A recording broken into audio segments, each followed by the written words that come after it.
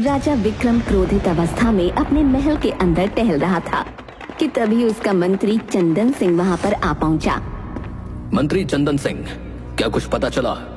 आखिर कौन है वो निर्दयी जो हमारी प्रजा के बच्चों को उठाकर उन्हें मौत के घाट उतार रहा है और उनकी बलि शैतान को चढ़ा रहा है?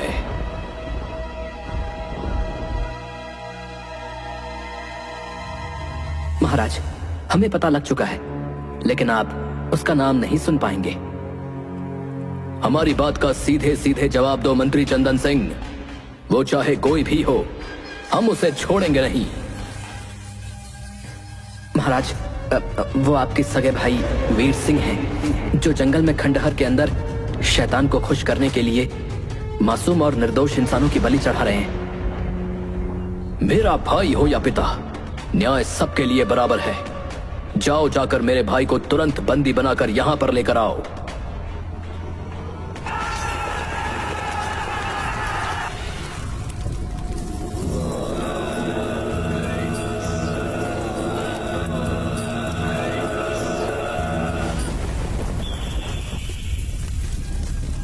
तुम्हारी हिम्मत कैसे हुई गुफा के अंदर आने की? एक सैनिक ने गुस्से से वीर सिंह की ओर देखकर कहा। महाराज ने तुम्हें बंदी बनाने का आदेश दिया है। वो तुम्हारे लिए महाराज होगा, लेकिन मेरे लिए उसकी हैसियत चींटी के बराबर भी नहीं है। जाओ, जाकर कह दो अपने महाराज से कि प्रातः काल मैं स्वयं आकर उनसे बात कर लूंगा। तुम कोई महाराज नहीं हो जो हमें आदेश दोगे।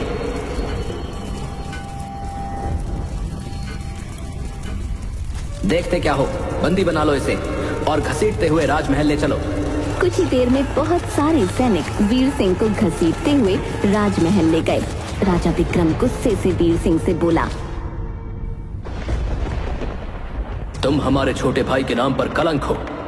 तुमने हमारे खानदान का नाम मिट्टी में मिला दिया। तुम एक मूर्ख राजा हो विक्रम सिंह। मैंने शैतान को प्रसन्न करने के लिए मासूम निर्दोषों की बलि यूं ही नहीं दे दी, बल्कि मुझे उस रहस्यमयी सोने के तालाब का पता जानना था जो कि मुझे मिल चुका है। संसार का कोई भी सोना किसी की जान से बढ़कर नहीं होता छोटे भाई। तुमने जो अपराध किया है, तुम्हें उसकी सजा मिलेगी। तुम्हें कल सरेआम प्रजा के सामने मौत के घाट उतार दिया जाएगा। इतना बोलकर राजा सैनिकों से बोला। इसे कारागार में बंद कर दो। सैनिकों ने घसीटते हुए वीर सिंह को कारागार में डाल दिया। अगले दिन जब सैनिक वीर सिंह को फांसी पर चढ़ाने के लिए कारागार में लेने पहुंचे, तो वहां वीर सिंह नहीं था। एक सैनिक दौड़ते हुए विक्रम के पास जाकर बोला। महाराज, आपके छोटे भाई वीर सिंह कारागार में नहीं है। ये कैसी बातें कर रहे हो तुम? उसे आसमान खा गया या जमीन निकल गई? जाओ, जाकर ढूंढो। मुझे किसी भी हालत में वीर सिंह चाहिए। सैनिकों ने जंगल और राज्य का एक एक चप्पा छान मारा, मगर वीर सिंह का कहीं कुछ पता न चला।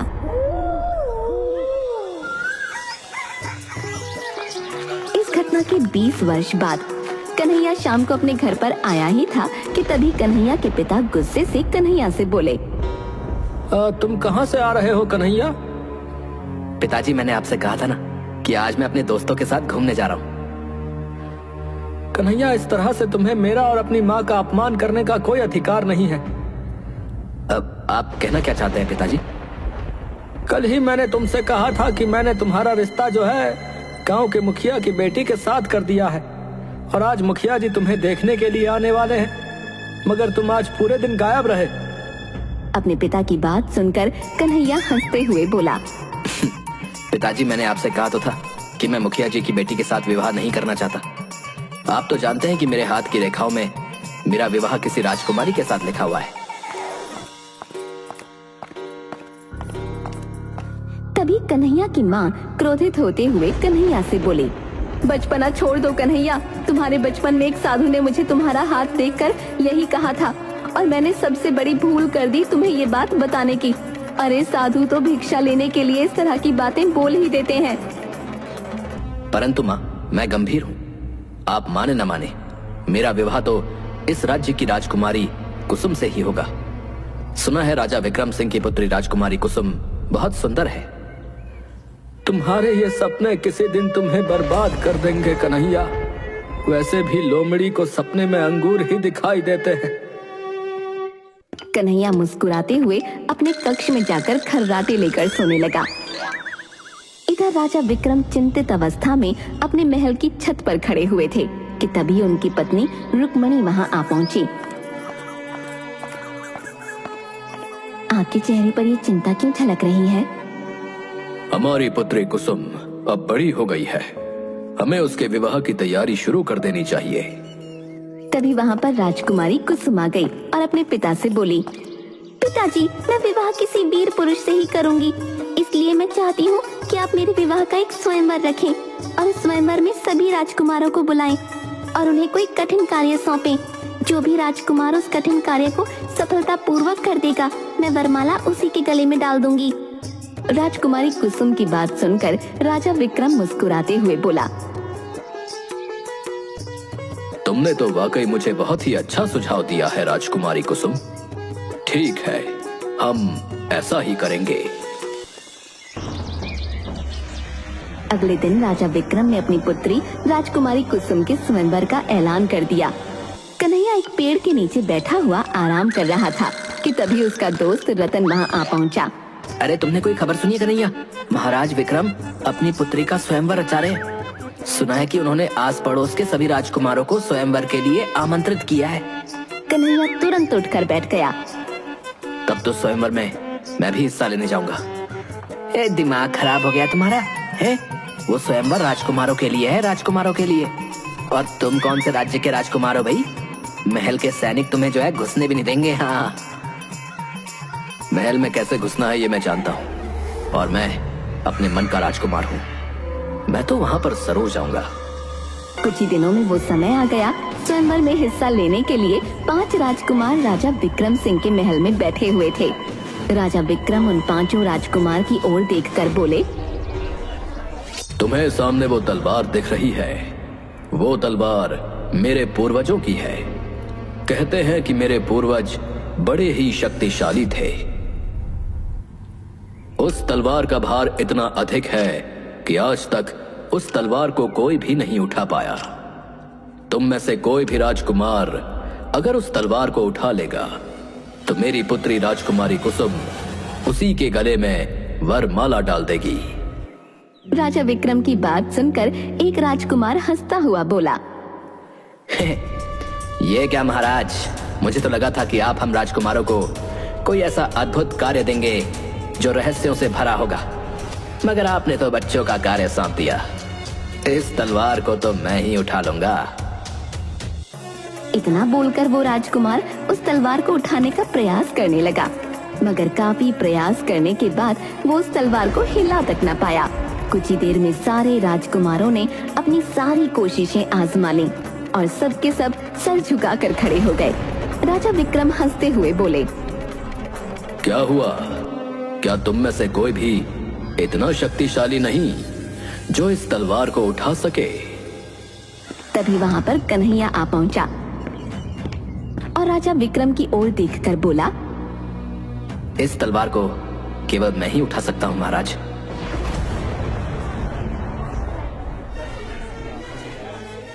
तुम्हें यहाँ पर अंदर किसने आने दिया? ये स्वयंवर का समारोह शाही राजकुमारों के लिए है, तुम्हारे जैसे साधारण गांव के युवकों के लिए नहीं। कन्हैया मुस्कुराते हुए राजा विक्रम से बोला, मेरा नाम कन्हैया है महाराज, और मैं आपके सैनिकों की आंखों में धूल झोंक कर यहाँ तक आ पहुंचा।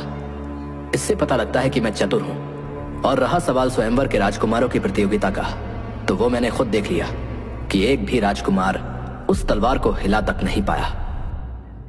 राजा विक्रम गहरी सोच में डूबते हुए बोले, पहले तुम उस तलवार को उठा कर दिखाओ, उसके बाद मैं इस बारे में सोचूंगा। राजा विक्रम का इतना कहना ही था कि कन्हैया ने उस तलवार को ऐसे उठा लिया मानो वो उसके लिए कोई कागज की तलवार हो। ये देखकर राजा विक्रम आश्चर्यचकित रह गए।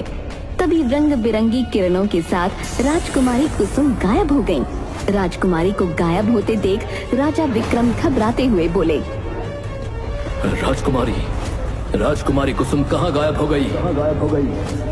राजकुमारी कुसुम के गायब होते ही महल में हाहाकार मच गया। राजा विक्रम कन्हैया की ओर देखकर बोले। तुम जरूर कोई जादूगर मालूम होते हो लड़के। राजमहल के सैनिकों की आंखों में धूल झोंकना इतना आसान काम नहीं है, और इस तलवार को उठाना असंभव है। तुम अपने जादू की शक्ति से राजकुमारी कुसुम का अपहरण करने के इरादे से यहाँ आए थे। कन्हैया डरते हुए बोला। नहीं महाराज, राजकुमारी कुसुम के गायब होने में मेरा कोई हाथ नहीं। आप मुझे गलत समझ रहे हैं।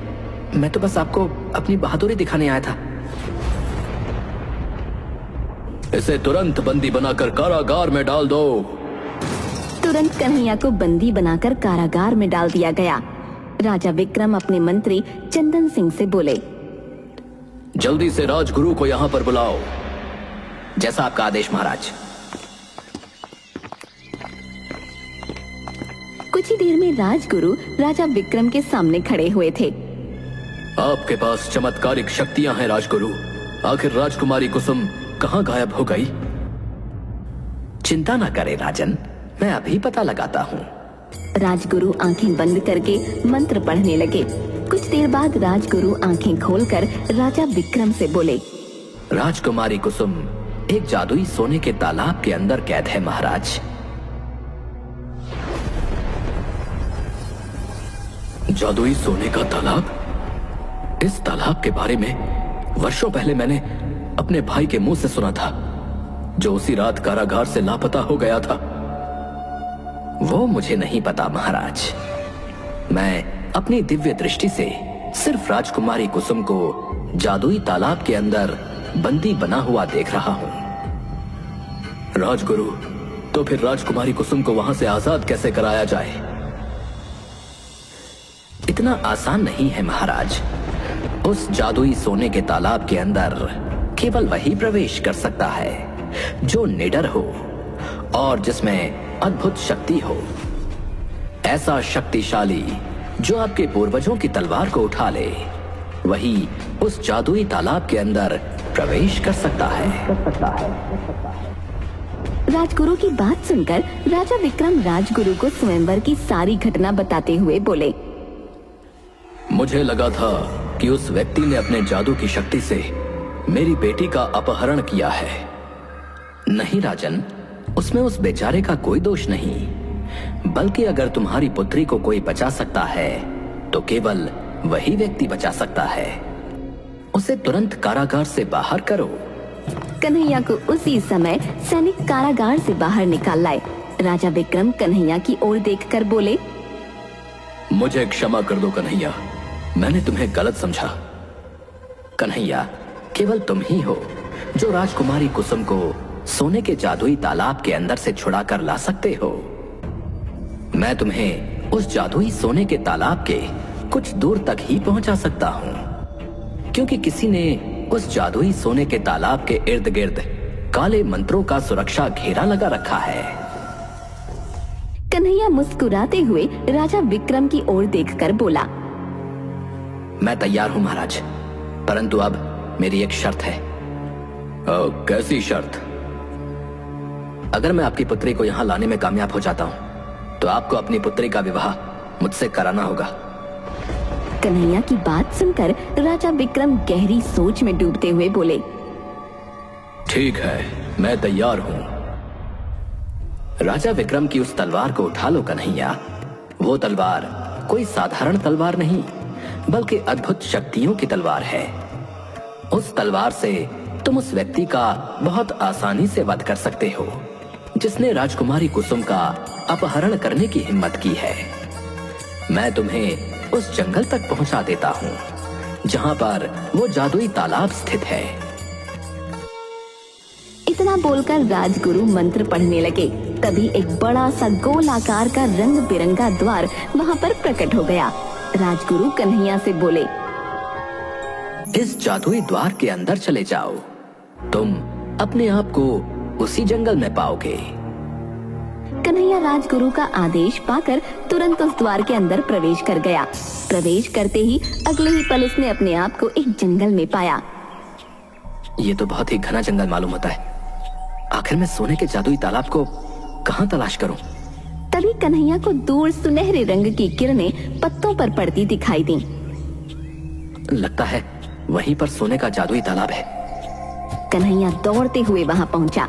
कन्हैया के सामने एक सुंदर तालाब मौजूद था, जहां पर सोने का पानी बह रहा था और वहां पर एक से एक मूल्यवान सोने की वस्तुएं तैर रही थीं। इतना ढेर सारा सोना, अगर मैं ये यहाँ से ले जाऊं तो मैं राजा विक्रम से भी बड़ा राजा बन सकता हूँ। परंतु मुझे सोना नहीं, राजकुमारी कुसुम चाहिए।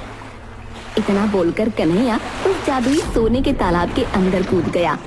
अगले ही पल कन्हैया ने स्वयं को तालाब के अंदर बने हुए एक सोने के खंडहर में मौजूद पाया, जहां राजकुमारी कुसुम डरी हुई खड़ी थी और सामने एक व्यक्ति काले वस्त्र पहने हुए खड़ा हुआ था, जो मंत्र पढ़ रहा था।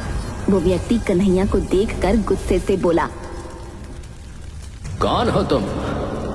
ये तो मैं तुमसे पूछना चाहता हूँ कि कौन हो तुम और तुमने राजकुमारी कुसुम का अपहरण क्यों किया?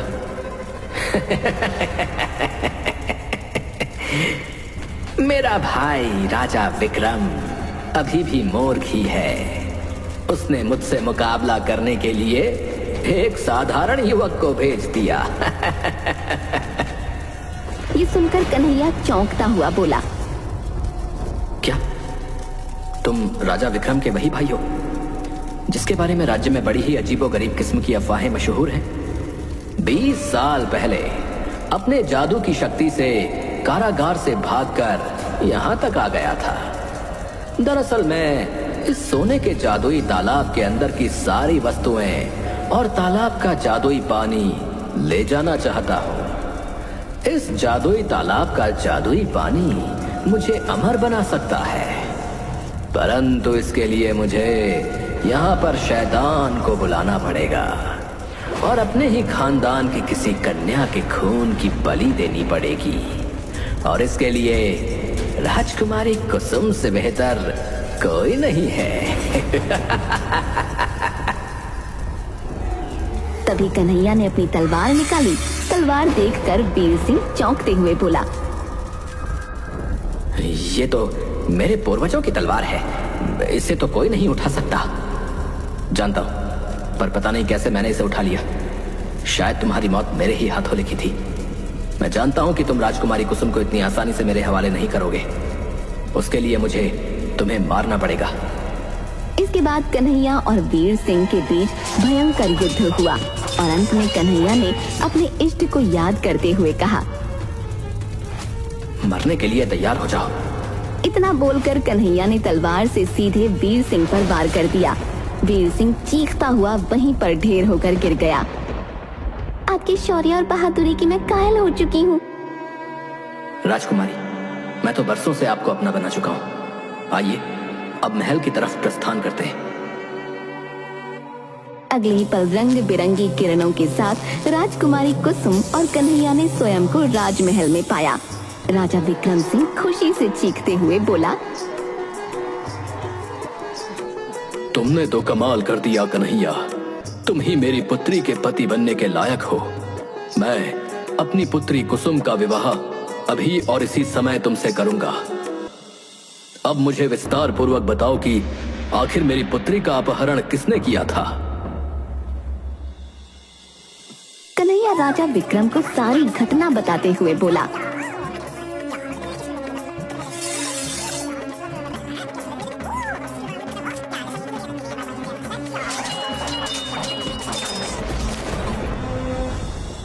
महाराज, ये रही आपकी अमानत। लेकिन अफसोस महाराज, मुझे आपके भाई को मारना पड़ा। तुमने अच्छा किया, उसे तो मैं 20 वर्ष पहले ही मार देता। जो काम मैं नहीं कर सका वो तुमने कर दिया। अपनी पुत्री के विवाह के साथ साथ मैं तुम्हें इस राज्य का अगला महाराज भी घोषित करता हूँ। राजा विक्रम ने उसी समय कन्हैया और राजकुमारी कुसुम का विवाह कर दिया और कन्हैया को आने वाला महाराज भी घोषित कर दिया।